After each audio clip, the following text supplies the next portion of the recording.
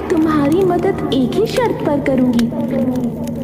मुझे आपके सारे नियम व शर्तें मान्य हैं। तुमसे मेरा केवल एक ही सवाल है जिसका तुम्हें सच्चे मन से जवाब देना होगा। अगर मैं तुम्हारे साथ चलने को तैयार हो जाऊं तो तुम मुझे अपनी ऐसी कौन सी सबसे अजीज चीज देना चाहोगे? मैं आपको अपनी राज गद्दी देना चाहूंगा। मुझे सत्ता का कोई लोभ नहीं है। मैं बस अपनी प्रजा को प्रसन्न देखना चाहता हूं। मैं अपने राज्य को डूबते हुए नहीं देख सकता। अगर मुझसे मेरी सत्ता, मेरी राजगद्दी चली भी गई तो भी मैं अपनी प्रजा के बीच में रहकर उनकी सहायता करता रहूंगा, उन्हें सही निर्देश देता रहूंगा। राजगद्दी पर बैठने का भी मेरा एक ही लक्ष्य था कि मैं अपने दादा परदादा के बसाए हुए इस राज्य को उन्नति के पथ पर ले जाऊं, और इसलिए वो राजगद्दी मुझे सबसे प्रिय है। परंतु यह भी सत्य है कि राजगद्दी से मेरा कोई लोभ नहीं है। अद्भुत, तुम्हारा मन साफ है, इरादे नेक है, आंखों में जीत की चमक है। तुम्हें ये सब करने की जरूरत नहीं। वो राजगद्दी, वो राज्य तुम्हारा ही है। तुम मेरे सवाल का जवाब देने में सक्षम रहे।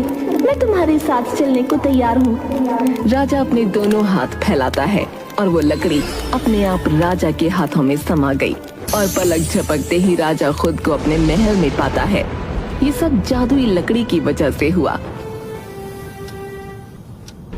अब मुझे देर नहीं करनी चाहिए। मुझे अपनी तलवार लेकर रणभूमि में उतरना चाहिए। जादुई लकड़ी में इतनी शक्ति थी कि एक ही बार से दुश्मन की सारी सेना ध्वस्त हो सकती थी। ये क्या? चारों तरफ विध्वंस ही विध्वंस। मनोरथपुर के राजा गौरव कुंवर, मैं तुम्हें एक आखिरी चेतावनी दे रहा हूं। अगर तुम भलाई चाहते हो तो इसी वक्त इस युद्ध को रोक दो, क्योंकि विजय किसी को प्राप्त नहीं होगी। प्राप्त होगा तो मात्र दर्द, लोगों की चीख पुकार। मुझे बताओ, तुम क्या चाहते हो? हम मिलकर बात करते हैं। तुम कायर हो।